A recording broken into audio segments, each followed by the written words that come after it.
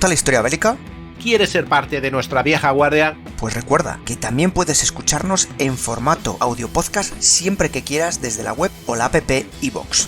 Es gratis y ahí tenemos alojados más de 1000 episodios que se publican por lo menos una semana antes que aquí. Puedes acceder a través del enlace en la descripción del audio o desde el primer comentario fijado. Te esperamos.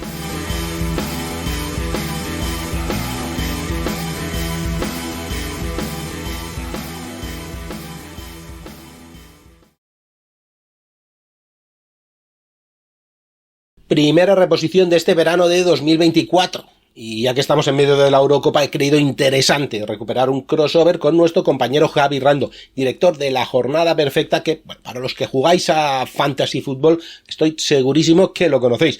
Y a los aficionados a la historia, seguro que os suena bastante o habéis escuchado algo de Pasaporte a Ignotia, que ahora mismo pasó a llamarse Pasaporte a Historia, hace muy poquito. Un repaso general con Javi de cómo sería el fútbol en esa época, que evidentemente levantaba pasiones, pero a ver, no era el negocio que es ahora, pero sí que se lo utilizaba también, hay que decirlo, políticamente, un montón de anécdotas y algunas incluso utilizando el deporte como reivindicación o superación o incluso como treta para poder escapar. En cuanto a la reedición, técnicamente solo he nivelado un poco más el sonido, la verdad que estaba impoluto el audio, y bueno, actualizada la cuña de turno y ya está, así que espero que lo disfrutes y también espero que pases un buen verano con nosotros.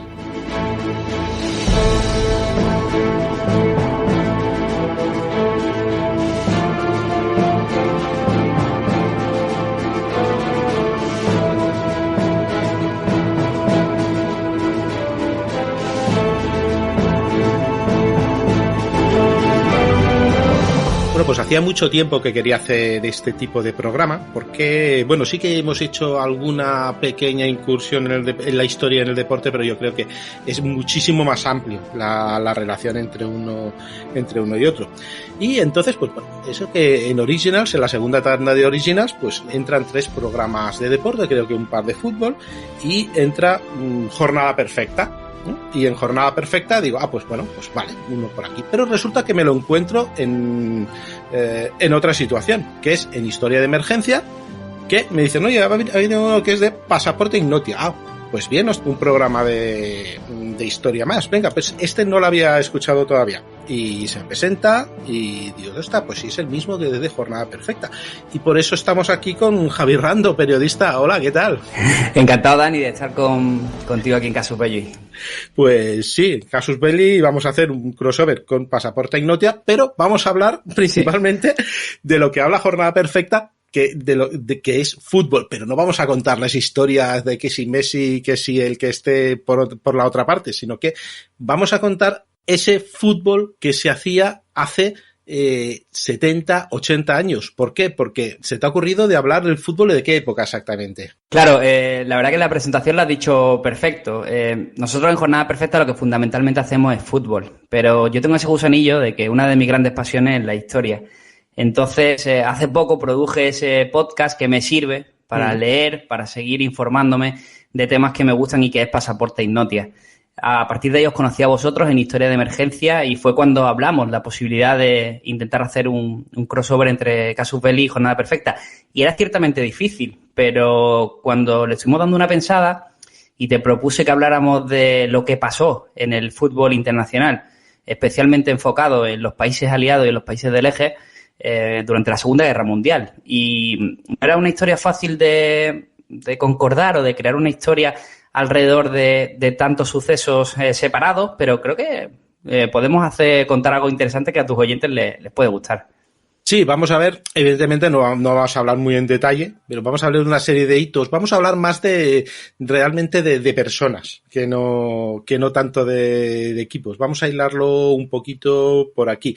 La verdad que quien diga que el deporte no tiene relación con la historia, pues yo creo que se equivoca. Otra cosa es que yo no lo pueda seguir tanto, hay gente que no lo sigamos tanto. Por cierto, has dicho una cosa que me encanta, porque lo que te ha permitido Pasaporte Ignotia es investigar y leer más sobre lo que vas a explicar. Y realmente yo creo que es una de las cosas bonitas de los podcasts de historias, que te obligan a investigar, a ver otra vez, a releer, a ver cosas nuevas, a desmitificar. La verdad que, no sé, es uno de los detalles de los podcasts de historia que más me gustan y que más compartimos, porque es siempre lo que me dicen otros compañeros. Qué guay que me toca este tema porque tengo ganas de investigarlo, y qué guay que me toca precisamente hablar de fútbol en la Segunda Guerra Mundial, porque es un tema que me ha tocado también mirarlo un poco y que voy a poder aprender contigo, vamos. A mí casi que me ha pasado igual, porque sí que yo tenía algunas nociones de lo que había sucedido en ciertos puntos durante la Segunda Guerra Mundial, pero había muchas historias que se me escapaban. Y a partir de recopilar todo esto, pues he descubierto pues jugadores, historias detrás de la pelota y sobre todo resistencia. El fútbol para mí tiene ese componente, ese componente reivindicativo y de resistencia que creo que el fútbol moderno está perdiendo, pero que conviene recordar de vez en cuando, porque siempre ha habido héroes que han aprovechado esta plataforma que les daba el balón, el deporte de masa, para expresar mensajes, y en muchas de las ocasiones los mensajes eran más que justos.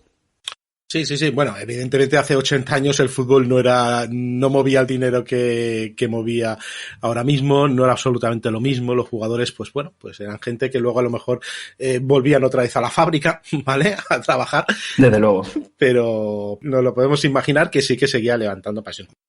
Y tú me has puesto como primer hito, que me ha gustado mucho, en vez de empezamos la guerra y a ver qué hacer, como primer hito los Juegos Olímpicos de Berlín. Que a los Juegos Olímpicos de Berlín otro día ya le dedicaremos ya un programa entero porque tiene mucha tela. Lo que sí existe es que también se enfrentan selecciones, y ahí en Alemania se va a enfrentar un país sudamericano, Perú, que llega ahí casi por casualidad, y por casualidad, hombre, se lo gana, pero quiero decir, no eran ningún favorito, y no. Austria, que realmente sí que era la favorita. Sí, para mí es importante empezar hablando de los Juegos Olímpicos de Berlín del 36, porque Hitler lo que utiliza fundamentalmente estos Juegos para darle cierta legitimidad al régimen que había formado en Alemania. Claro. Es muy importante, los Juegos Olímpicos siempre tienen ese componente político. Por ejemplo, y no hace falta que nos traslademos mucho más lejos, los Juegos Olímpicos de Barcelona 92 sirvieron para expresar la democratización que había vivido España después del régimen franquista. Tardó algunos años con la transición y por fin se consiguieron esos Juegos Olímpicos que pusieron en el mapa a nuestro país, ¿no? También, por ejemplo, si nos vamos a Pekín, los Juegos Olímpicos de Pekín, también fueron otra muestra del poderío de que China, ya estábamos hablando de una de las grandes potencias mundiales, ¿no? Entonces, en el 36 Hitler lo utilizó para darle cierta legitimidad, como decimos, a su régimen. Y siempre en ese punto en el que intentan utilizar el poder como una muestra de fuerza, o sea, el deporte como una muestra de fuerza. Tuvieron un capítulo que es bastante conocido, que es el de Jesse Owens, atleta afroamericano. Yo creo que es la imagen del juego de Berlín 36, pero siempre pasa por alto, en el plano fútbol, un Austria-Perú, de octavos de final. Estaba el Führer en las gradas para ver el partido del país donde nació, de Austria, que en aquella época todavía no estaba anexionado a Alemania. Y fue un partido que se decidió por 4-2 y que ganó Perú. Pero es que la cosa no queda ahí, porque fue un robo brutal del árbitro que anuló 3 goles a los peruanos. Pero es que incluso ni con esas, y el equipo sudamericano, que no era de los favoritos, y como decimos, Austria sí que tenía una muy buena selección, y luego entraremos un poco más en profundidad sobre la selección austriaca, que tiene también un capítulo interesante. Ajá. Y se les anula el partido. O sea, directamente el Comité Olímpico decide anular el partido por las presiones que está recibiendo por parte del régimen alemán, y Perú, pues, obviamente, la delegación abandona los Juegos Olímpicos, y incluso Colombia se suma también en señal de solidaridad. Ya, en protesta. Eso sí que es un robo, y no es que hay ahora, que parece, pero que no es, ¿eh? Eso sí que es un robo. Este era de los descarados. De hecho, Austria siguió paso firme y llegó a la final. Lo que pasa es que se encontró contra Italia, que tenía un gran equipo durante toda esa época, lo veremos, el fútbol italiano era bastante fuerte, y bueno, pues al final no ganó Hitler, pero ganó Mussolini, se quedó la victoria en el eje. Se quedó ahí. ¿Austria era tan buena? ¿Eran mejor que Alemania? ¿Alemania todavía no era la potencia que sería más tarde, a partir de los 50?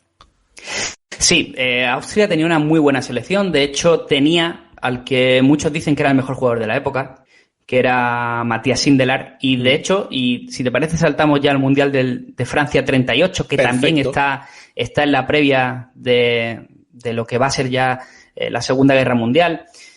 Lo que sucede en aquel momento es que Alemania había anexionado ya a Austria. Entonces, lo que decide el régimen nazi es que las selecciones de ambos conjuntos se deben unir. Uh-huh. Realmente no se deben unir, sino que Austria tiene que desaparecer y que se les ofrece a sus jugadores la posibilidad de jugar con Alemania. Y lo que hacen para celebrar este encuentro, ¿no? Es un partido, ¿no? En el que, digamos que le llaman el partido final, y de forma simbólica lo que querían era que fuera la última demostración deportiva de Austria. Pero realmente había un mensaje encubierto de que Austria no podía ganar el partido, pero tiene que ganar Alemania. Eso fue en el 3 de abril del 38. Uh-huh. Lo que pasa es que tenemos a un jugador, que es el del que estaba hablando antes, de Matías Sindelar, probablemente fuera el mejor jugador del momento. Le llamaban el Mozart del fútbol. Eso ya nos habla de que no era un jugador cualquiera.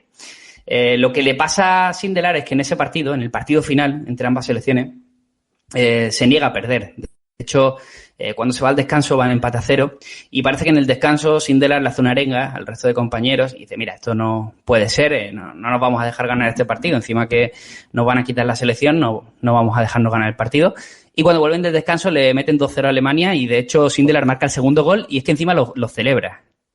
O sea, se pone a celebrarlo uh-huh. delante de la grada repleta de las SS y tal, y no fue una gran idea. Lo que le pasó a Sindelar además fue que se negó a jugar con Alemania. O sea, la mayoría de los jugadores austriacos, hay que decirlo, uh-huh. se marcharon a la selección alemana a jugar. Pero Sindelar no lo hizo. Sindelar decidió que no lo iba a hacer. Y porque estaba en desacuerdo con la anexión, ¿vale? No tenía nada en contra de Alemania, pero estaba en desacuerdo con esa anexión. Lo que pasó en el Mundial, en ese Mundial del 38, fue que ganó Italia de nuevo. Uh-huh. En esta época siempre gana Italia. A Hungría, que era una gran selección también del momento, por 4-2. Y Alemania, de hecho, con ese refuerzo de los austriacos, perdió contra Suiza en octavos, ¿eh? O sea que tampoco llegó muy para allá. Y lo mejor es lo mejor no. Sindelar no acabó nada bien. Desde luego que no, porque después de ganar va a durar poquito y va a ser un poco de estos misterios sin resolver, ¿no? Es un misterio sin resolver porque en su defunción consta una muerte accidental a causa de una fuga de monóxido de carbono de una estufa. Murió tanto él como su mujer. Pero, claro, a partir de aquí es cuando se inicia toda la rumorología de qué le había pasado a Sindelar. Al final no vamos a tener nunca una respuesta clara, pero es probable que esa reivindicación de la que te hablaba al principio pues nos dejara sin ver a uno de los mejores jugadores del mundo. Porque además resulta que su matrimonio, por ejemplo, que también muere, su mujer es judía. Puede tener algo, ya sé que entró un poco en la conspiranoia, pero es que en esos tiempos más de una cosa así había pasado. A ver, después de que él se negara a jugar con Alemania, con la selección alemana, le acusaron de projudío. Y uno de los motivos era por el que tú comentas, la procedencia de claro. su mujer. Pero en principio su muerte fue accidental, aunque viendo el periodo en el que estamos, yo no pondría la mano en el fuego. Bueno, y ya teníamos los Juegos Olímpicos de Berlín. ¿No fue a por un mundial, por ejemplo, Alemania? Esa era la auténtica obsesión de Hitler. No había podido tener el Mundial del 38, que se lo llevó Francia, y bueno, pues su idea era poder celebrar el siguiente, que era en el 42. Para ello envía a un tal Paco Bauwens, que era alguien cercano a la cúpula, y lo envía a Suiza, a que se trabaje la FIFA, como sea, y que consiga ese mundial. De hecho, FIFA no estaba muy convencida, no quería, obviamente, intentó por todos los medios no darle el mundial a Alemania, pero es que la única alternativa que tenía era Argentina, que consideraba que era un país muy poco seguro para organizar nada allí, la Argentina de la época.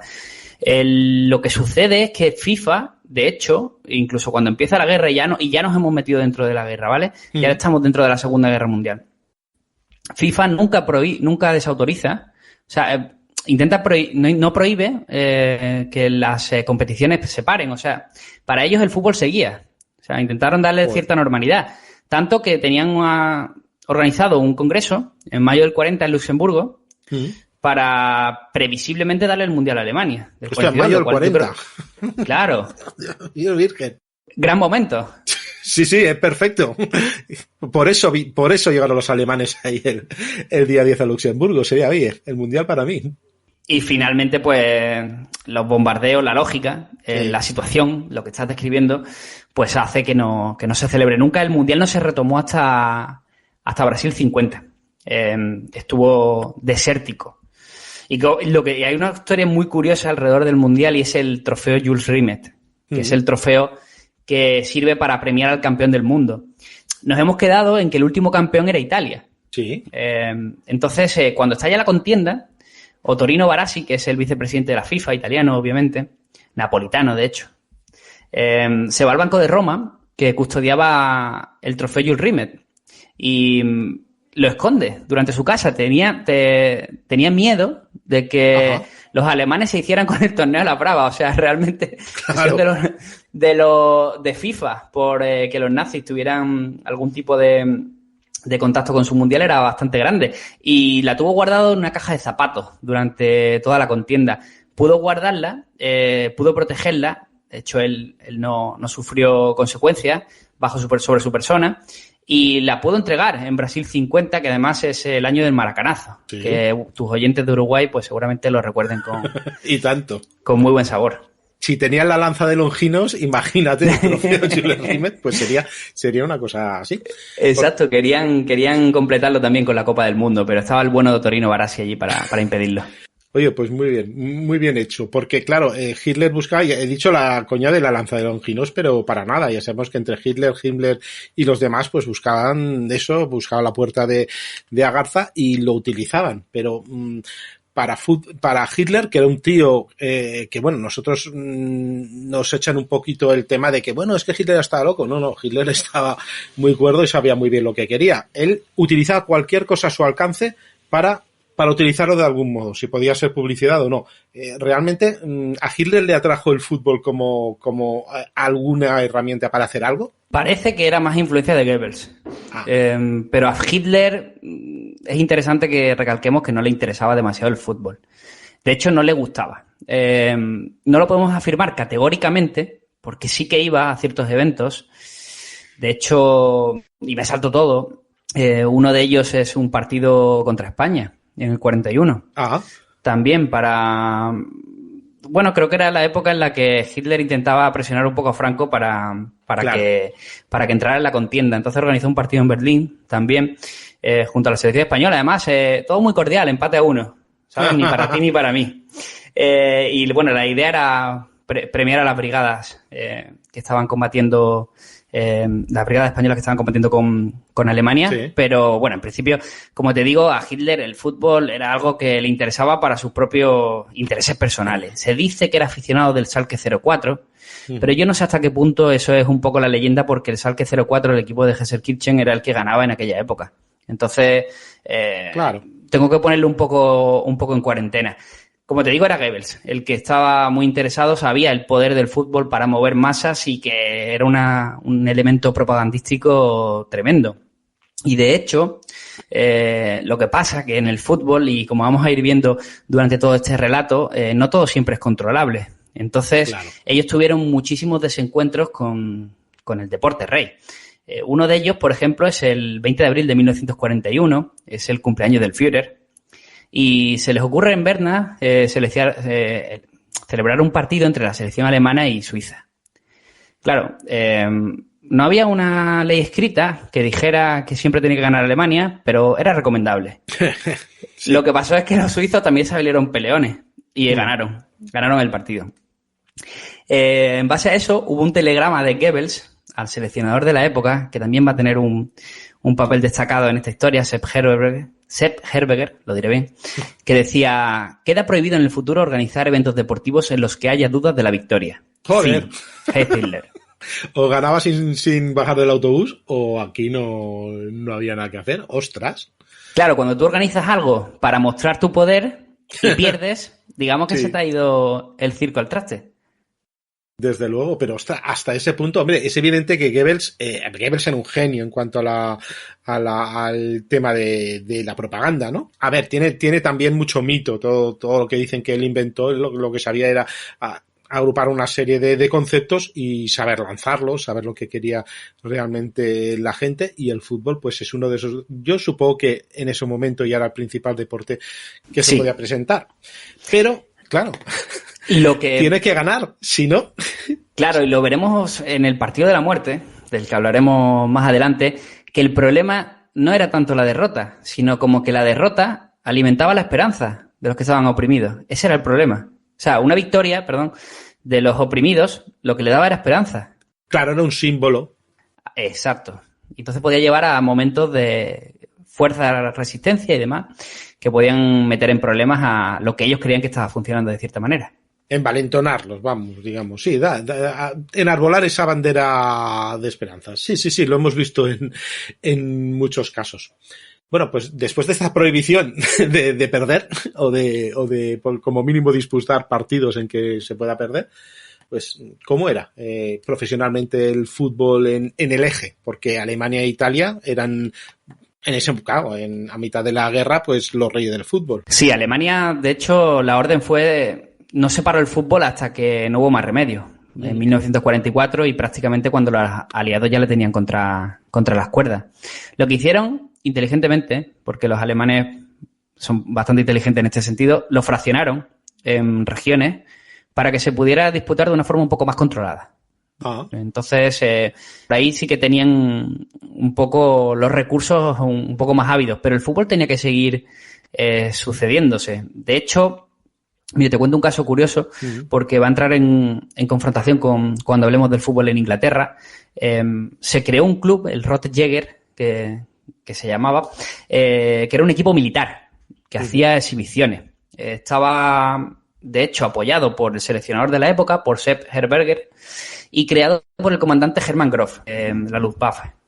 Y la idea era que cuando un jugador tenía un enorme potencial, pero era llamado a filas, a ver, a los jugadores se les intentó proteger, claro, que no fueran. Pero hubo un momento en Alemania en el que ya no hubo más remedio que llamar a todas las personas de cierta edad que estuvieran sanas. Entonces, ahí tuvieron que llamar. Entonces, se creó Rotjäger para enviarlos al Frente Oriental. O sea, había un jugador muy bueno, se encargaban de enviarlo al Frente Oriental, se encargaban de enviárselo a la división de Hermann Graf, con la excusa de que eran un experto técnico, que ahí básicamente entra cualquier cosa, y lo que hacían era protegerlo de la contienda y que jugaran este tipo de exhibiciones. Me parece un caso súper curioso, porque además estuvo prácticamente hasta el final el Rotjäger jugando partidos. Ya, querían salvaguardarlo y como legalmente no podían, bueno, hacían una cabriola legal, si quieres, ¿no? Exacto. Y de hecho veremos como, bueno, pues parte de estas medidas adoptadas tuvo su éxito en el Mundial del 54, que es el primero que gana Alemania Occidental. Entonces, pues, o sea, realmente salió bien porque muchos de estos jugadores, pues, se salvaron de un destino peor, sí, gracias a este equipo, al Rotjäger. Y en Italia Mussolini, pues, sigue el mismo patrón. De hecho, directamente los jugadores italianos intentaban que no fueran a filas. Y de hecho, el calcio se estuvo disputando hasta 1943. Joder. Cuando cambia de bando Italia. Joder. Tela. Luego se dividiría en las ligas, ¿no? Sí. Entre norte y sur o no sé. Exacto, era intentar, pues eso, que se pudiera seguir disputando, que tuviera cierta legitimación, por así decirlo. De todas formas, el fútbol del norte era mucho más fuerte, ¿eh? También hemos de decirlo. Centraba casi todo por ahí. Claro, en la época donde de hecho el equipo que fue generando, digamos, una superioridad al resto fue el Torino, del cual también hablaremos. Sí. No, lo conozco bien, ese equipo. Vamos a pasar, por ejemplo, en la patria del fútbol. Vamos, iba a decir Gran Bretaña, no, pero en este caso es Inglaterra, pura y dura. Sí, en Inglaterra, a ver, tú lo has dicho bien, la patria del fútbol, pero no solo eso, el fútbol en Inglaterra se vive de una manera que casi no tiene comparación a ningún otro lugar del mundo. Y mira que en España, Italia Y sí, lugares como Argentina, Uruguay somos muy intensos, pero en Inglaterra es una religión prácticamente. En 1940, de hecho, la FA, que es la Federación de Fútbol, suspende todas las competiciones y decide que no se retomen hasta que termine la guerra. O sea, hasta el 46 no empieza a disputarse de nuevo. Se calcula que unos 800 futbolistas prestaron servicio militar. Y, de hecho, los estadios fueron reconvertidos a bases militares. Lo que pasa que sucedió una cosa bastante curiosa y fue que los clubes de fútbol pasaron de la FA, se organizaron su propia competición a la que le llamaron, y me parece súper curioso, la Wartime League. Así que tienen una genialidad el mundo anglosajón para organizar competiciones y además darle un nombre que estuviera chulo, y fue la Wartime League, donde se limitaba, eso sí, con ciertos criterios, que el aforo máximo de los estadios fuera de 8.000 personas. Tenían miedo a que utilizaran los partidos como para hacer bombardeos, cuando los alemanes estuvieron claro, porque atacando. evacuarlo, ellos dirían, bueno, que se evacúen máximo, no sé, 15 minutos. ¿Cuánto es el máximo de personas? 8.000. Pues 8.000. Pienso yo que debía ser una cosa así, vamos. En sus cuentas le entraron, pero 8.000 personas por decirte, ¿vale? Porque luego la final de 1940, que fue la primera que se disputó entre West Ham y Blackburn Rovers en Wembley, no en cualquier sitio, allí no pudieron controlar el aforo y de hecho se reunieron 43.000 personas. ¡Ostras! Además, el gobierno británico avisando de que había una amenaza de bombardeo por parte de la Luftwaffe, o sea que fue una situación bastante curiosa. Ostras, pero nada, la gente quería verlo. Bueno, yo entiendo que cuando se está bajo mucha presión, una cosa así debía ser un escape, ¿no? Y decía, bueno, me van a bombardear en mi casa, pues a lo mejor en este estadio, pues a lo mejor también, ¿no? No sé. Es que en Inglaterra hay que entenderlo de esa manera, porque ellos, los clubes simplemente fueron una decisión natural de los clubes. Y ya te digo, si es que había 800 futbolistas profesionales, además de los mejores de la época, que tuvieron que empezar a alistarse, y hablaremos de algunos de ellos, para proteger a su país. De hecho, cuando ya terminó todo, la FA, pues habló con los clubes y les dijo, oye, que está bien que hayáis montado vuestra Wartime League, pero que esto no se tiene en cuenta para el histórico de la competición, ni tiene ningún tipo de legitimidad, ni tal. Claro. Y, por ejemplo, un delantero, que en aquella época era joven, se llama Jackie Milburn, de haberse contado los goles de aquella época, sería el máximo goleador histórico del Newcastle. Pero como no valía, ¿no? No, como no pasó, es el mítico Alan Shearer, que tampoco está mal. No, también, pero bueno, el otro día, joder, qué rabia, me tiene que tocar a mí esto. Pero bueno. Sí. Y háblame un poquito más de los jugadores británicos. Sí, como hemos dicho, fueron 800 futbolistas. Realmente se truncaron carreras. Muchos lo reconocen. Tenemos el caso, por ejemplo, de Tom Finney, que acaba de fichar por el Preston, era uno de los jugadores también más destacados del fútbol inglés del momento. Y nada, estalló la guerra y le fue llamado a filas por la Royal Armoured Corps en 1942. Y en el 46, ya cuando terminó, comenzó su trayectoria como futbolista y de hecho tuvo un buen rendimiento y estuvo en la selección inglesa. O sea que fue uno de los que pudo recuperar, de los que el fútbol no le dejó de lado. Pero, por ejemplo, Bill Shankly, que muchos lo conocerán por su faceta de entrenador, porque es el entrenador que hizo, el que hizo grande al Liverpool. En su autobiografía, Shankly My History, él relata cómo fue su vida durante la Segunda Guerra Mundial y no fue nada fácil y de hecho él también estuvo alistado y reconoce que truncó su carrera, que a partir de ahí el fútbol como jugador pues se le acabó, ¿no?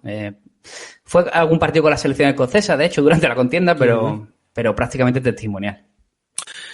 Claro, en momentos extraordinarios pues pasa lo que pasa. Tenemos una de las historias más curiosas que hay en torno a futbolistas ingleses dentro de este periodo de la Segunda Guerra Mundial, y es Ron Jones, el portero de Auschwitz. Sí, conocido porque además escribió un libro que se titula, como he dicho, El portero de Auschwitz, y bueno, él era galés, fue prisionero, estaba combatiendo también, y lo trasladaron al campo de exterminio en 1943. También te digo, y además tú de eso sabrás un poco más también, que se ve que los prisioneros de guerra estaban un poquito mejor tratados que los de origen judío, los que tenían cualquier otro tipo de falta a la raza que consideraran los nazis. Aún así, Ron Jones en su biografía cuenta que trabajaba 12 horas al día en el campo. Lo que pasa es que los domingos tenía día libre. Y se ve que tenían cierta permisibilidad por parte de los guardias para, por lo menos, pues poder disputar ese partido los domingos.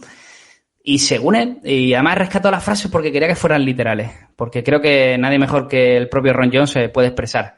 Dice, creo que los nazis nos dejaban jugar para mantenernos tranquilos. Eso por un lado. Y luego decía, marcar un gol, hacer una parada o algo similar te llenaba de formas que no te volviesen loco. O sea que les afectaba por un lado, les ayudaba en temas físicos, pero también sobre todo con el tema psicológico. Claro, era lo mejor estar esperando el domingo el próximo partido, el poder hacer un poco el cabra, si quieres, el poder desfogarse. Exacto, además él tuvo la suerte de sobrevivir a Auschwitz, que supongo que el abandono del campo no tuvo que ser nada agradable cuando ya llegan allí las tropas. Entonces, la verdad que tiene una historia muy potente detrás. Pues la verdad que sí, sería para tratarlo en otro momento también, ampliarlo un poquito. Y es porque, bueno, en Alemania también habían jugadores, bueno, habrían también sus historias, ¿no?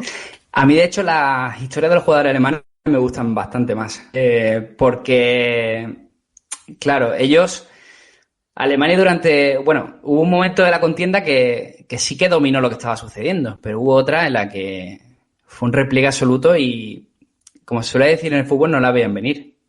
Entonces, claro, se complicó muchísimo la situación para todos sus soldados.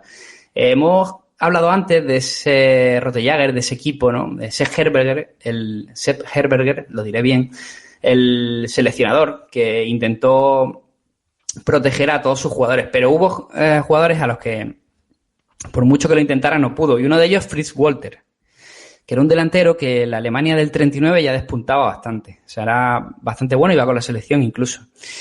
Pero 3 años después, cuando te digo, llega ese momento en el que Alemania se encuentra contra las cuerdas y tienen que alistar rápidamente a todos, o sea, sin ningún tipo de criterio de protección. O sea, allí tienen que aliarse todos. A él le toca las fuerzas paracaidistas en el frente oriental, juega en ese Rottenjäger del que hemos hablado, pero tiene un problema, que es que en el 45, cuando el ejército rojo avanza, cae preso en una batalla en la frontera entre Hungría y Eslovaquia. Cae preso y es trasladado a un campo de prisioneros, donde encima contrae malaria. O sea, que lo pasa bastante mal, pero llega a sobrevivir. Claro, no sobrevivió para nada bueno. O sea, su destino era ser deportado a las gulags. Y, de hecho, llegó a estar en Ucrania, esperando pasaporte, por así decirlo, para marcharse a Siberia. Lo que pasa es que son las curiosidades que nos deja el fútbol, ¿no? En un impasse en Ucrania, en el campo de prisioneros donde estaba, bueno, pues había un balón y los propios prisioneros se ponen a jugar al fútbol, con la coincidencia de que un grupo de soldados húngaros les reconocen. ¿Y sabes por qué? Porque Fritz Walter, años antes, en el 39, había ganado 3-5 con Alemania-Hungría y había marcado 2 goles. ¿Qué es lo que sucedió? Que al día siguiente, cuando esperaba su traslado a Siberia, estaba fuera de la lista de prisioneros. Tuvo mucha suerte. Los propios soldados veneraron, por encima de todo, la calidad futbolística que razones bélicas a la hora de decidir su destino. De hecho, cuando todo volvió a la normalidad, él estuvo jugando en el Kaiserslautern, donde ganó un par de ligas, y sobre todo tenemos que destacar que fue el capitán de la Alemania Occidental que logró el llamado Milagro de Berna, que fue cuando se proclamó campeona del mundo en el 54, ganando a Hungría. Sí, a Hungría precisamente, que eran los favoritos en ese tiempo, pues que tenían, yo recuerdo a Cibor, por ejemplo, a Puskás, a toda esta gente que era Austria, luego se fueron a Italia, alguno apareció por España. Sí, señor. De hecho, fíjate, ¿no?, que era la gran oportunidad de Hungría de haber ganado un mundial, y de hecho era muy favorita. Ya habían perdido aquel anterior del que hablamos, del 38 contra Francia. Contra Italia, perdón, el Mundial de Francia. O sea que los húngaros no tuvieron mucha suerte de aprovechar su talento futbolístico en aquella época. Si hubiese sido el Imperio Austrohúngaro, pues entre unos y otros, claro. Ahí hubieran sumado, pero eso es lo que siempre pensamos los futboleros, ¿no? ¿Qué pasaría si Yugoslavia jugaran todas las selecciones juntas? ¡Ostras! La de Serbia, la de... Bueno, esa es lo típico de cada año pasa, que dicen, voy a hacer la selección lo que sería la antigua Yugoslavia. Claro, te sale un equipazo que lo flipa. Joder, claro. No me extraña que en su momento en básquet fuese quien reinaba, claro. Exacto. Lo dividieron todo y dice, ostras. Mucho talento por ahí. Exactamente. Bueno, pues tenemos que sí que al final, por suerte, pues no acabó la vida en un gulag y acabó incluso pues siendo uno de los héroes del Mundial del 54. Y sí, señor. ¿A quién tenemos más? A mí me encanta. Venga. A mí me encanta. Es Bert Trautmann. A ver, vamos a intentar que el oyente se lo imagine, ¿vale? Nacido en Bremen, se había dedicado desde pequeño a todos los deportes, se le daban bien todos. O sea, el típico niño atleta que se le da bien todo, que todos hemos tenido en el colegio algún compañero así, ¿no? Que jugaba bien al atletismo, al fútbol, al balonmano. Tenía, de hecho, con 10 años alista las juventudes hitlerianas. Vamos, ya, más adelante entenderemos si era producto de su época o realmente era por una creencia. Y con 18 se alista en la Luftwaffe. De hecho, hace mucho mérito en el frente oriental, lo ascienden a sargento y es condecorado con la Cruz de Hierro. O sea, que Bert Trautmann era un soldado de esos que hay que tener en cuenta. Lo mandan a defender Normandía y sobrevive al bombardeo de Cleveris. Pero tiene la cosa de que se queda solo, desasistido y él lo cuenta como un momento de bloqueo donde, digamos, no se reúne con las tropas alemanas, sino que decide volverse a Bremen andando. O sea, claro. Sí, se convierte en un desertor, vamos. Exacto. Tiene ese momento de bloqueo y cuando lo piensa más adelante no lo tiene claro y comete ese fallo, ¿no? Entonces, intenta volver y, de hecho, recorre bastantes kilómetros, intentando huir, por un lado, de los aliados, pero por otro lado también de sus propias tropas. O sea que tenía una situación un poco distinta, un poco difícil, Trautmann. Lo detienen unos soldados americanos finalmente. Lo que pasa es que en el interrogatorio se escapa. Los reduce a los dos y se escapa. Y mientras corre y se está marchando, lo detienen unos ingleses. O sea que, digamos que tenía un destino bastante fijado. Consideran que ser sargento, los ingleses consideran que ser sargento les interesa como prisionero de guerra. Entonces lo envían a Inglaterra. Y allí, en la prisión, empieza a jugar al fútbol de portero. De hecho, nunca saldría hasta el final de la guerra de esa prisión, ¿no? Pero en 1948 decide Inglaterra cerrar todos los campos de prisioneros, pero él rechaza su extradición a Alemania. Aquí es donde tenemos que pensar que quizás es porque se sentía un traidor por aquella deserción que hizo, ¿no? Que no quedó del todo muy clara, pero tenía toda la pinta. Y se queda en Inglaterra, donde se casa y empieza a jugar en equipos modestos. En el St. Helens, concretamente, donde consigue un ascenso y es una categoría regional, pero varios ojeadores de la Premier League, de la Liga Inglesa de Primera División, le fichan. O sea, estaban pendientes a él y es el Manchester City el que se decide a ficharlo. Es bastante sorprendente, tenía que ser muy buen portero, no habiendo sido nunca portero porque empezó a jugar en la cárcel, y lo ficha el Manchester City. No entró para nada con buen pie, imagínate, de nazi para arriba. La afición totalmente contra él, además, la afición de Manchester City, que es una de las más viscerales que hay en la Premier. Y encima el capitán era Eric Beswood, que era un antiguo veterano de Normandía. O sea que, digamos que yo creo que tuvo que lidiar también con el vestuario, en el campo y también con la afición. Lo que pasa es que al final el fútbol siempre se impone. Y se convirtió en un héroe. Le costó entrar, pero al final se convirtió en un héroe de Manchester. Un héroe de un club donde, por ejemplo, ahora mismo son héroes ya para la historia tanto Pep Guardiola como Kun Agüero. O sea que, y ya te digo yo que Bert Trautmann está al nivel de ellos en la historia.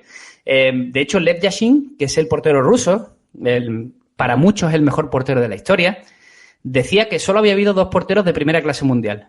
Uno era Lev Yashin y el otro era, y decía Lev Yashin, y el otro es aquel chico alemán que juega en el City. Que no se acordaba el nombre, pero ya sabía quién era. Vamos. Y lo que le pasó a Trautmann hizo una gran carrera en el City, pero fue repudiado por su selección. De hecho, básicamente lo que le pidieron era que si quería tener alguna opción de jugar algún día con Alemania, que tenía que venirse a algún equipo alemán. Y él, pues bueno, había hecho su vida en Inglaterra y prefirió no hacerlo. Claro. Se perdió con ello la final del 54. No fue campeón del mundo. Pero, y me parece una anécdota bestial y que habla del carácter que tenía este personaje, este Trautmann, gana una final de FA Cup que sería como la Copa del Rey allí en Inglaterra. Ajá. Y es un torneo, la verdad que es bastante prestigioso. Yo creo que más que la Copa del Rey aquí en España. No está tan devaluado, por así decirlo. Fue en el 56. Iban ganando 1-0. Y en una jugada el delantero rival choca contra él. Pero un choque bestial. Lo que pasa es que no tenían más cambios. Entonces Trautmann tuvo que aguantar todo el partido. Aguantó todo el partido, se duchó, fue al encuentro con los medios y los aficionados, fue a la cena del club y ese hombre se encontraba un poco mareado, decía. Al día siguiente, cuando fue al médico, se había roto 5 vértebras. Y había aguantado él ahí. Pero no solo aguantar el partido, sino después la celebración también. O sea, tenía que ser un tipo bastante duro. Desde luego, estaban hechos de otra pasta, los que habían pasado. De hecho, yo creo que también era un tío inteligente porque es de estos británicos que decidió finalizar su vida en España. Murió en Valencia, de hecho. Estuvo viviendo sus últimos años aquí en España, de jubilación. Ya. Bueno, sí, todos estos británicos, alemanes, belgas que se van aquí al Mediterráneo. Sí, la verdad que sí. Y escucha, joder, qué bien, ¿no? De momento todas las historias son buenas, todo sale bien a los jugadores alemanes, ¿no? Sí, lo que pasa es que me guardo para la última una historia que no es para nada justa y que también tenemos que contarla. Hablamos de Julius Hirsch. Uy, con ese apellido. Sí, pero es muy curioso porque a los 17 años era un jugador que con 17 años ya había sido campeón de la Liga Alemana en el Ruser en 1910 y había jugado incluso con la selección absoluta de Alemania. Lo que pasa es que él era mucho más veterano que los jugadores de los que hemos hablado. Por tanto, estuvo en la contienda primera, en la Primera Guerra Mundial, con solo 22 añitos. De hecho, recibió la Cruz de Hierro, murió su hermano, o sea que lo pasó bastante mal. Volvió a su club de toda la vida, al Karlsruhe, y consiguió colgar las botas en el conjunto alemán, se quedó como directivo. Lo que pasa es que, claro, tú has apuntado muy bien el apellido. Él era de origen judío. Y en 1933, cuando ya los nazis están en pleno apogeo, reciben todos los clubes alemanes la notificación de que tienen que expulsar a cualquier miembro tanto de la plantilla como de la directiva del cuerpo técnico que sea de origen judío. Pero así. De hecho, a Hirsch se lo comentan y para hablar un poco del carácter de este futbolista, él se marcha antes de que lo echen. No quiere poner a su club en ese aprieto. Aunque afirma que es injusto, porque es que le están echando por su origen judío, pero es que él era un veterano de guerra, una cruz de hierro. Sí, para que luego digan de la puñalada a la espalda y tonterías de esas, sí.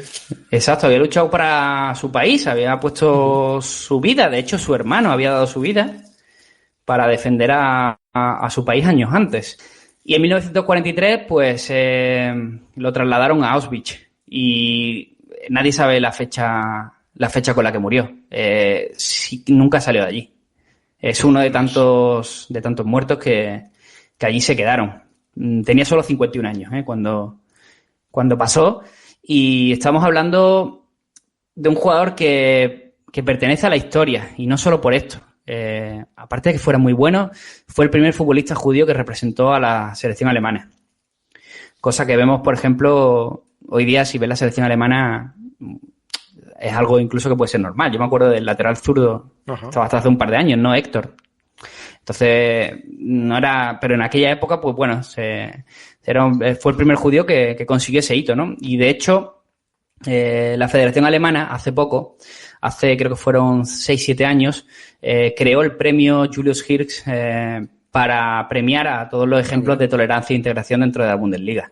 Pues sí, porque realmente ahora tú me has dicho este jugador, digo, el judío, claro, a nadie le importa ya, ¿no? A nadie con 2 dedos de frente, quiero decir. Pero en esa época, el antisemitismo, hasta después de los 40, estuvo instalado en Europa, no solo en Alemania, vamos, porque Polonia tenía su antisemitismo, Francia ni te digo, y bueno, pues sería era algo extraño. Cosa que hoy ya dices, este es judío, y este es pues me da igual, ¿no? O sea, que como mínimo en eso hemos avanzado, porque no solo alemanes, sino de otras nacionalidades que estarían jugando tranquilamente en otros sitios, dirían, no, que tú eres judío, que tú...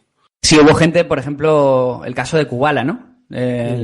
Historia del Barça. Sí. Probablemente quizás hasta Leo Messi y Johan Cruyff, el mejor jugador de la historia del Barça. Probablemente, sí. Estamos hablando de un top 3 casi seguro. Bueno, si me apuras un poco Xavi, Hernández y tal, pero ahí anda en esa terna, o por lo menos hasta antes del fútbol moderno sí que fue Kubala lo has mejor dicho jugador tú, de la historia culé. Antes del fútbol moderno, antes de que llegue pues antes de que lleguen los 80, 90, sí, seguramente Kubala era la gran figura de este equipo, del Barça, sí. Más que, por cierto, jugó con Hungría, pero también jugó con España, que él tenía la doble nacionalidad y se decidió a jugar con España. Hungría es uno de los sitios donde por antisemitismo más futbolistas sufrieron. De hecho, y la historia por la que podemos decir casi que parte de este podcast es Bela Gutmann, ¿no? Que lo recordamos en esa historia de emergencia que publicaste en Casupeli. Y que creo que representa bien, pues, bueno, esa emigración, esa, digamos, huida que tuvieron que hacer muchos de los futbolistas que tenían origen judío y que estaban en Austria, que estaban en Hungría y, en Checoslovaquia. O sea que por ahí sí que podemos tenerlo. Lo que pasa es que también hubo otro perfil de futbolistas que fueron los colaboracionistas, por ejemplo. Bueno, en todos sitios coordinabas, eso evidentemente. Sí, lo que pasa es que cuando eres el capitán de la selección francesa de fútbol, igual te tienes que cortar un poco. ¡Ay! Desde luego. Este era Alexander Villaplane. Sí. No sé si el apellido está muy bien pronunciado en francés, pero bueno, nos vamos a quedar con la versión españolizada. Sí. Y es que fue nombrado uno de los cargos principales de la SS durante la ocupación de Francia. O sea, que él vio claramente que esto de la Alemania nazi tenía futuro. Claro. Lo que pasa es que se equivocó, claro. Fue ejecutado en diciembre del 44.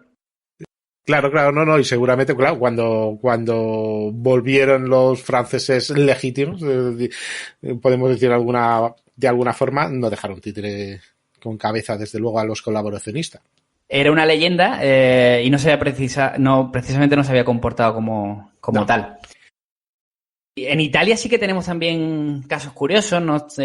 Como por ejemplo el de Valentino Mazzola. Mazzola, sí, y tanto. Sí, del que hemos hablado antes fuera de micro. Del toro, sí. Porque es muy curioso, ¿no? Él tiene lo que para mí sin duda es una de las vidas de éxito y tragedia más grande que hay dentro del fútbol mundial. Él fue capitán del Grande Torino, que fue el equipo que dominó el fútbol italiano durante la década de los 40. Era el capitán, como decimos, ganó 5 ligas, 4 de forma consecutiva. Pudo hacer todo esto porque el fútbol le salvó del ejército. Era un chaval humilde, se alistó en la Regia Marina para intentar tener un futuro, porque sí, le daba el balón, pero no como profesional. Y la cosa fue que un oficial lo destinaron a Venecia, a la Marina, a una base en Venecia, y un oficial que le gustaba cómo jugaba y que decía, oye, este es bueno. Consiguió que le hicieran una prueba con el Venecia, que jugaba en la Serie A, y es que lo ficharon. O sea, pasó de ser un jugador totalmente amateur a que lo ficharan en 1940. Y de hecho duró apenas un año y se fue al Torino. Y fue un jugador que, en esa baza que decíamos de Mussolini, que intentó proteger a todos sus jugadores, intentó proteger que el fútbol siguiera disputando y tal, pues Mazzola fue de los que se libró.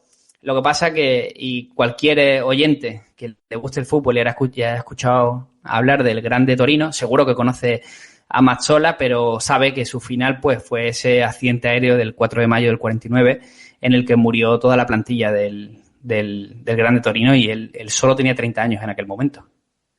Sí, no, se fue además en ese momento un elenco de jugadores increíble. Sería como un equipo puntero de hoy en día, como si se estrellase, ¿qué te diré yo? El Madrid, el Barcelona o el Manchester. Sí, sí. Pues sería una cosa, o la Juve, sería una cosa así, ¿eh? O sea, perdías ahí, pues yo qué sé, la crema de la nata de un equipo. A partir de ahí el equipo poco hizo, desde luego. De hecho, y me decías que tú has estado viviendo allí en Torino, es una huella que todavía nunca se ha borrado de de esa afición, de ese equipo. Es un estigma que tiene. No, subes en Superga, no sé si es una capilla, es una catedral, una iglesia, no lo sé, una gran iglesia que está donde se estrella este avión, y ahí pues hay un gran monumento y ahí es recordado y hay placas en el Estadio del Toro, sí. Y así lo quiero hacer un poco más épico, contarte que en principio Valentino Mazzola no viajaba a jugar aquel partido en Portugal, pero era el partido de despedida de un futbolista que era amigo de Mazzola y básicamente pues le pidió que hiciera el esfuerzo, que si tenía un resfriado, una gripe o lo que fuera, pues que intentara por todos los medios ir. Pero también hay que decir que el apellido Mazzola siguió brillando años después en el mundo del fútbol porque su hijo hizo carrera, pero en el Inter de Milán, no en el Torino. Bueno, si no es en la Juve, entonces no había peleas, pero sí, el Inter sí, desde luego. Pues mira, curioso, suele ser raro esto, que el hijo de un futbolista resulte que juegue bien. Sí. Sí que es verdad. Bueno, a mí Jordi Cruyff no me disgustaba, lo que pasa que mucha gente que no lo ha terminado de hacer. No era el padre, desde luego, eso también hay que decirlo. No, para nada, no, para nada. A mí yo soy de los que no me terminaba, ¿qué quieres que te diga? Pero bueno, yo qué sé.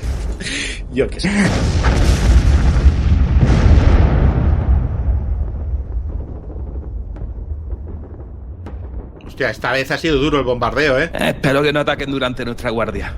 Yo no lo creo, hasta el alba esta gente no ataca y eso ya lo defienden otros. Bueno, pues saca ese altavoz que tiene y pon ese casus belli todo guapo, que así se nos pasa ante la noche. En la guerra de los Boers, que tampoco sabían qué montaña era. ¿Pero cuál es? Subimos esta y dice, no, es que esa es más alta, no, pero nos han dicho esta, y los Boers en la más alta disparando. No, exacto. Es que dice, pero ¿esto qué es? ¿No? O sea, y claro, ahí es muy difícil, ¿no? Identificar cualquier cosa, y aparte que los mapas difieren. Los que tienen una división difiere de lo que está otra división. Dice, bueno, pues ya está. Y es que ya... Pero yo este no lo oigo yo, ¿eh? Sí, hombre, es Casus Belli Fans, sale todos los viernes. Yo no tengo de eso, tío. Exclusivo para fans, ¿no eres mecenas de Casus Belli? Es que con lo que cuesta al mes me compro un cacharrito de cerveza a la cantina o 10 cigarritos. Es caro. Caro, 600 episodios a medio céntimo cada uno, yo no lo veo tan caro, ¿eh? Y uno nuevo cada viernes. Es más barato comprarme Lola o el Lectura. Flipo con tu literatura, pero ¿a ti te gusta la historia de verdad o...? Que la historia ya me la cuenta la Vaquerizo, que es un intelectual. Sí, es que es así, es que es una realidad social informativa. Sí, bueno, premio Nobel, vamos. Y en Antena 3 y 3-5 a veces dan alguna noticia buena. ¿Y qué podía salir mal? No es que no me guste, que sí me molaría, pero que yo, con lo que me costaría el año, me compro los discos del Quevedo. Los libros, querrás decir. ¿Que sabe escribir? No, para reggaetón no hace falta escribir, hombre. Todos quieren contigo. ¿El reggaetón? A mí eso no me la cuelas. A ver, dime en serio que te gusta eso. Tanto como el Sebo Rata. Venga, va, que ya no cuela. Tú lo que eres es un agarrado. Que no... Pero bueno, a ver, 600 episodios del histórico y uno de fan cada viernes. Sí, sin publicidad. Y un pone que yo quisiera escucharlo, que tengo que hacer, que no es para mí, que es para mi primo, ¿eh? Bueno, tu primo le daría el botón azul de apoyar. ¿Y puede pagar con tarjeta? Con tarjeta y con PayPal. ¿Y puedo darme de baja cuando quiera? No, lo heredarán tus nietos cuando ya no estés. Pues claro que te puedes dar de baja cuando quieras. Que no es para mí, ¿eh? Que es para otro que también se está quitando. Que no pasa nada, que no eres peor persona ni te obliga a nadie, que no me des la vara, que puedes escucharlo conmigo en la trinchera. Yo solo le apoyo en mecenas porque quiero y porque me gustan y por apoyarles y ya está. Pues ¿sabes lo que te digo? Pues ahora los voy a apoyar. Vale, ahora tú haz lo que quieras. ¿Medio céntimo el episodio, Quillo? Sí. ¿Y un fan cada viernes? Que sí, pesado. Sin publicidad. Sin publicidad. ¿Es mejor PayPal o tarjeta? Mira que eres listo, Visa Platino para ti. Oye, Javi, ¿y alguna vida que haya inspirado alguna película de algún futbolista? Pues tenemos un de ellos. Ya te digo yo que son dos de mis películas favoritas que se desarrollan dentro de lo que son los acontecimientos que se vivieron dentro de la Segunda Guerra Mundial. Podemos empezar, si quieres, por la de Romualda Marcinkus. Que es ¿De dónde viene este tipo? Es un tipo que nació en Lituania. Tenía un espíritu nacionalista fuertísimo porque, y tú lo sabes bien, nace en una época convulsa donde, digamos, a Lituania la invadía cualquiera. O sea, bueno, no cualquiera, sí.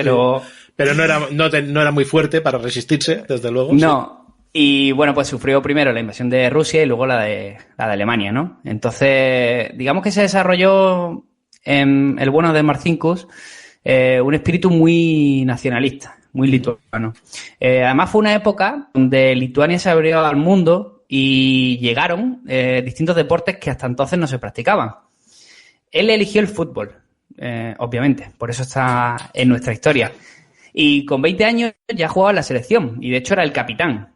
No esperemos una calidad futbolística tremenda, la del bueno de Marcinkus y de sus colegas, pero sí que ganaron la Copa Báltica en 1930, donde se enfrentaron a las potencias vecinas. Y como había estudiado además en una escuela militar desde pequeño, pues también era piloto de avión. De hecho, su mujer también era famosa, era una especie de celebrity de la época. Digamos que era futbolista, capitán, piloto de avión y encima salía con una celebrity. O sea, era una persona súper reputada, Lituania, era un tipo muy famoso. Lo que pasa es que tiene un problema, que en 1938 se lesiona. Y además le obligan... Él intenta recuperarse por todos los medios para volver a jugar al fútbol. He conseguido saber qué lesión tuvo, pero entiendo que puede ser a lo mejor una triada o alguna fractura difícil. Y además, mientras se está intentando recuperar, que intenta volver al fútbol, pero los médicos le dicen que es prácticamente imposible, fallece su padre. Y se ve que esto le afecta mucho a nivel personal. De hecho, empieza a tener problemas económicos y al final acaba con una gran depresión. Y incluso en el ejército tampoco lo tienen en cuenta y es destinado a la reserva. Lo que sucede, y ya entramos dentro de la Segunda Guerra Mundial, es que estalla la Segunda Guerra Mundial, él se ve con cierta posibilidad de redención, se anima, supera esa depresión que tenía y se alista en la Armada del Aire francesa para combatir a los nazis. Lo que pasa es que duró poco porque intentó la defensa de París y entonces se marchó con la Royal Army. Se ve que era un piloto de la leche, hablando claro, porque Francia lo aceptó y Inglaterra también lo aceptó. Y en febrero del 42, de hecho, intenta detener junto a otros pilotos la Operación Cerberus. Ostras, sí. Lo que pasa es que no tuvo suerte él a nivel personal, abaten su avión, cae al mar y increíblemente lo rescatan vivo. O sea, estaba vivo, sobrevivió a ese accidente aéreo y lo envían a un campo de concentración que era conocido como el Stalag Luft 3. Y ya quizás aquí muchos empiecen a asociar lo que estamos hablando. Ya sospechan que era el Stalag Luft 3, el campo de prisioneros de la Luftwaffe número 3. Exacto. Y allí es donde sucede la historia de la Gran Evasión, la película de Steve McQueen. Intentaron el 25 de marzo del 44 la fuga a 200 prisioneros. Y entre estos, solo 76 lo consiguieron y uno de ellos era Marcinkus. De hecho, él consigue llegar hasta Gdansk, hasta Polonia, y su idea, llegando a ese punto, era alcanzar Suecia. Claro. Y a un par de días de llegar a la frontera con Suecia lo detuvieron y lo fusilaron. Murió. Ostras. Y a partir de ahí, bueno, pues entre todos los que escaparon, a partir de unas memorias hicieron esa película. Sí, señor, pero uno de ellos, como decimos, era el bueno de Marcinkus, una celebrity en la Lituania de la época, que combatió tanto con Francia como con Inglaterra, que participó en la detención de la Operación Cerberus y que luego además consiguió escapar del campo de prisioneros. Se quedó a un par de días de alcanzar la frontera sueca, pero no tuvo suerte y quedó, por lo menos murió luchando. Sí, qué lástima. Si ves las fotos, casi todo, ves alguna en fútbol, pero casi todos lo ves de aviador, desde luego, tanto con la Royal como con las fuerzas polacas, perdona. No es que el avión como era polaco, con las fuerzas lituanas, pues ahí lo ves, desde luego. ¿Qué otra película tenemos? Bueno, pues es otra película muy famosa, Evasión o Victoria. Una película que a todos pues nos recuerda... Bueno, por un lado habrá algunos... No, yo cuando pienso en Evasión y Victoria yo pienso en Pelé, ¿no? Pero sí, antes hemos hablado con Easu y él pensaba en Sylvester Stallone, claro. Sí, cada uno. Y en Steve McQueen, por otra parte, claro, sí. Aquí cada uno, pues bueno, barre para lo suyo. Pero sí que es verdad que yo siempre también he tenido el concepto de que Evasión o Victoria era una película que se desarrollaba bastante fiel a la realidad, pero bueno, luego indagando un poco, la verdad que no, que ha sido una película cuya historia original, que es la que vamos a contar, pues bueno, digamos que sirve de ejemplo, pero bueno, luego cambia todo.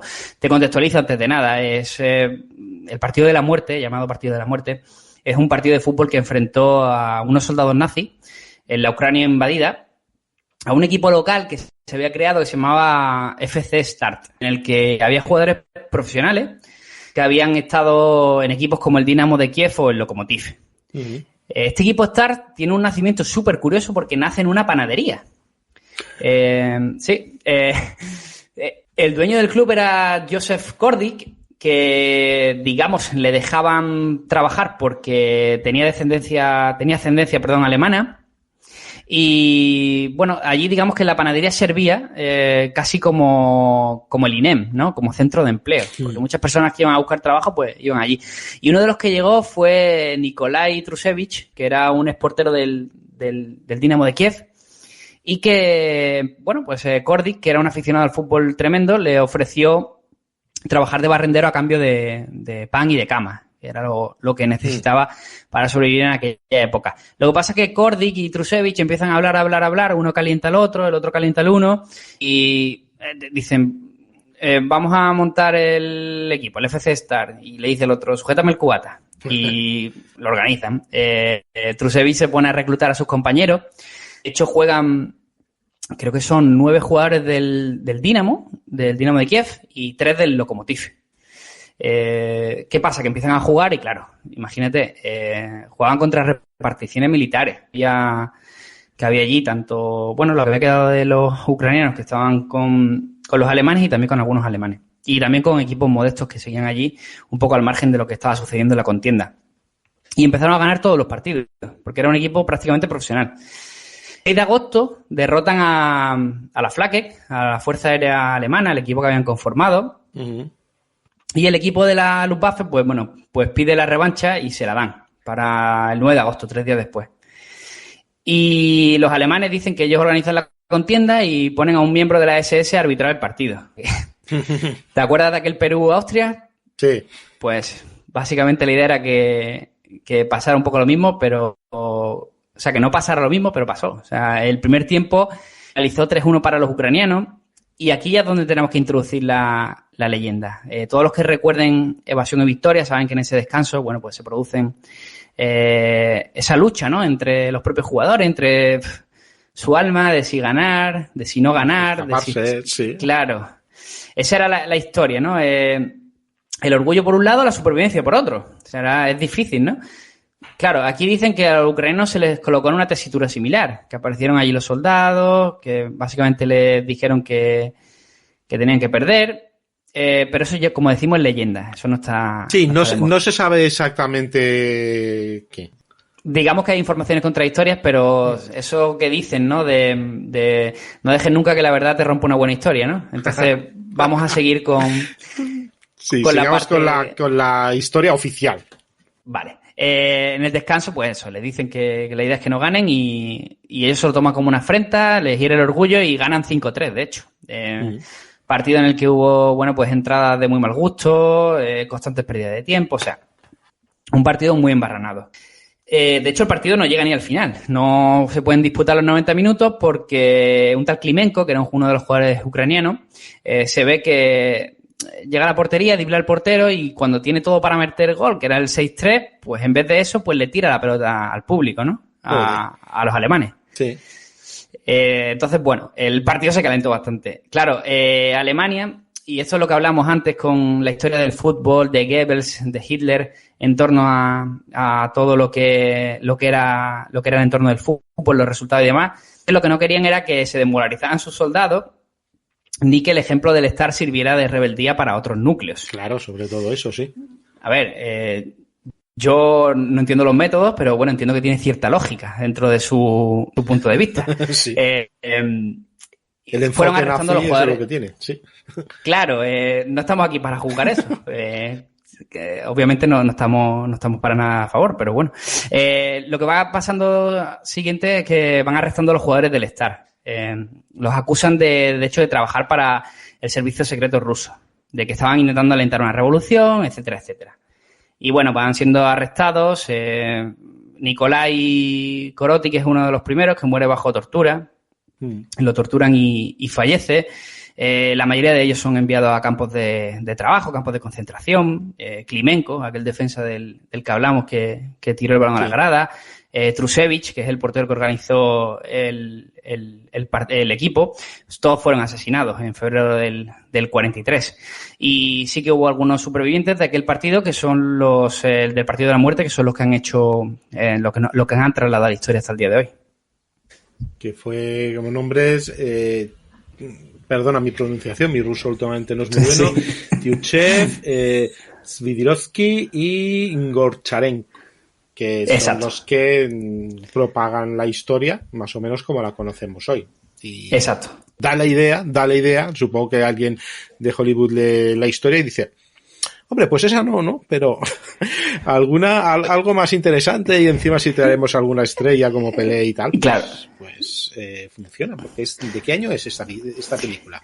Del 81, y como decimos, pues bueno, participaron por ejemplo, Pelé es el más conocido, pero bien tus oyentes argentinos, ¿no? Los oyentes de Casu Peli de Jornada Perfecta, que sean argentinos, pues no pueden olvidar a Osvaldo Ardiles, ¿no? El jugador que hizo historia en el Tottenham, ¿no? Pues son algunos de los jugadores más famosos, más populares. También Bobby Moore. O sea que se reunió un buen elenco, la verdad. Sí, es de estas películas que empiezas a coger estrellas y claro, puedes coger estrellas del deporte conocidas y bueno, pues tenemos aquí a Michael Caine, tenemos a Stallone también, que era el que le gustaba a Esau. Sí. O sea que... Sí, Stallone pasa en la película a la historia por ser el portero más malo de verdad. Porque claro, estaba muy metido con calzador, o sea...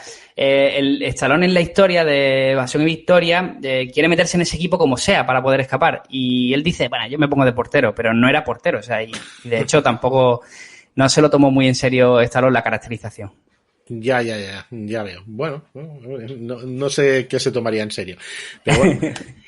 Bueno, y hasta aquí un poquito el repaso que hemos querido dar de que, bueno, pues en la Segunda Guerra Mundial no solo existían los tiros y las armas, sino que el fútbol jugaba su partido, y unas por publicidad, otras por eventos extraños y desgraciados, como algunos jugadores o este partido de la muerte, que tiene mucha tela, el partido de la muerte se puede hacer un programa tranquilamente, porque y no descarto en un futuro hacerlo, porque tiene mucha tela, y hay también voces contradictorias que dijeron que realmente no pasó ahí, que las muertes no fueron por eso, etcétera. Ahí supongo que en ese momento en la Unión Soviética, pues todos los héroes que todos necesitamos, ¿no? Pues creo que se escribe un libro o algo así, rápidamente se adapta a película y ya es conocidísimo en toda la Unión Soviética de entonces, y hoy en día es bastante conocido este partido. Y ya te digo, luego hay alguna declaración de, bueno, pues no era así como lo contaban, evidentemente esto puede estar un poco maquillado, pero pues si quieres, no sé si tienes algo más, pero si quieres lo dejamos por aquí, ¿no? Yo simplemente añadir que Eduardo Galeano fue uno de los que más y mejor ha escrito sobre este partido de la muerte en nuestra lengua. Sí que es verdad que él compró todo lo que es el discurso más romántico en torno a este partido, y sí que le hemos leído piezas bastante interesantes, pero por lo que dice, al final es una historia que está llevado a cabo, que va pasando de relato en relato, y que, bueno, yo creo que al final hay que quedarse con el nexo, y que es una historia de resistencia dentro de un momento bastante complicado. Exactamente. No tenía ni idea que Galeano estuviese interesado en este partido, la verdad. Me has dejado un poco... Sí, simplemente eso, volver a decir, el fútbol luego se retomó a su actividad normal a partir de cuando terminara la contienda de la Segunda Guerra Mundial. Hubo futbolistas que perdieron su oportunidad de estar en Juegos Olímpicos, de ganar Copas del Mundo, de seguir ganando ligas con sus equipos, pero luego todo se fue retomando, y bueno, pues yo creo que el mayor ejemplo de integración de lo que sucede después es ese milagro de Bernas, esa final que gana a Alemania en el Mundial, Alemania Occidental en el Mundial del 54 y que digamos que ya, bueno, pacifica un poco la situación en torno a lo que había sucedido anteriormente. Mira, ya por terminar, ya que has dicho tú todas las anécdotas, voy a decirte una que conocía y que luego no he encontrado nunca más. A ver si eres capaz. Vale. Bueno, Grecia es invadida por Italia. Bueno, se intenta, se defiende, vienen los alemanes y los británicos se meten en Grecia. Estamos hablando del principio de la guerra. Y lo que cuentan es que hay un momento que hacen un partido. Ya no sé si ingleses o escoceses, exactamente. Y vienen los alemanes, bombardean y siguen bombardeando y ellos siguen jugando a fútbol y hasta que el árbitro no pita al final del partido, no se van volando a los refugios otra vez. Me chocó mucho, lo oí hace muchos años y no he logrado nunca encontrar esa historia. O sea que si tú la conoces o algún oyente la conoce, oye, pues que nos la remita. Yo personalmente te tengo que decir que no tenía ni idea.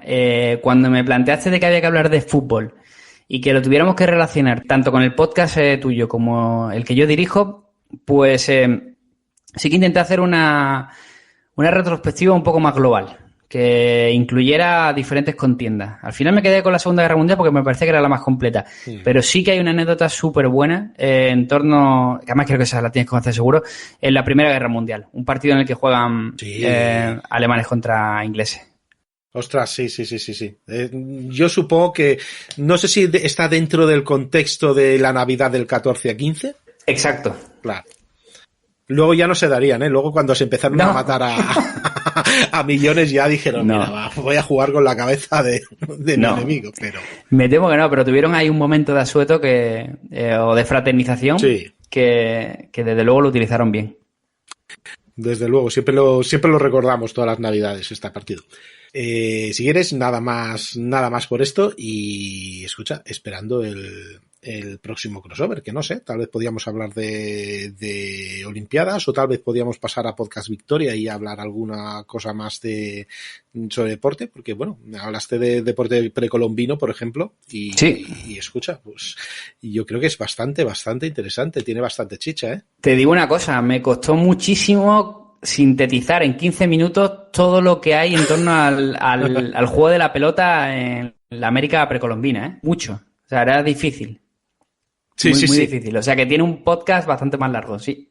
Sí, bueno, para quien esté un poquito fuera de juego, bueno, historia de emergencia normalmente se dice, bueno, que dura un cuartito de hora, 10 minutos, un cuarto de hora, para que lo haya oído. Y luego hay alguno que de golpe pues te sueltan 1 hora o 2, pero... Sí.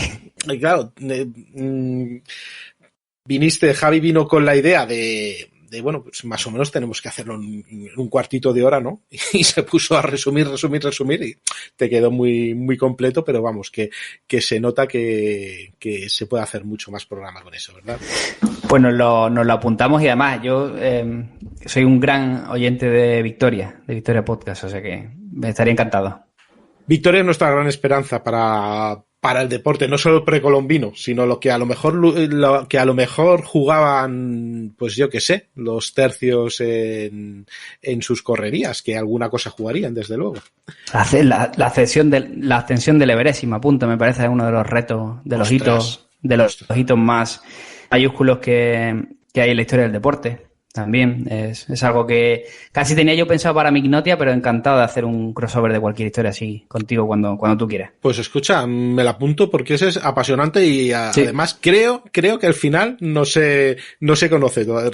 Es que ¿sabes qué sucede? Que yo he escuchado muchísimo a Sebastián Álvaro a través de tantos años y para mí me parece un divulgador tremendo. Entonces yo creo que todos los que hemos escuchado a Sebastián Álvaro en algún momento de nuestra vida, ese momento, la primera ascensión al Everest es bueno, uno de los puntos más románticos que hay en la historia del deporte. Desde luego. Oye, pues lo apunto. El próximo lo hacemos con Victoria. Vamos a hablar de esa subida al Everest. Vamos a hacerlo a lo grande. Muy bien. Pues oye, muchas gracias. Esto es Jornada Perfecta y bueno, y esto también ha sido Casus Belli. Hasta la próxima. Un abrazo, Dani. Un abrazo.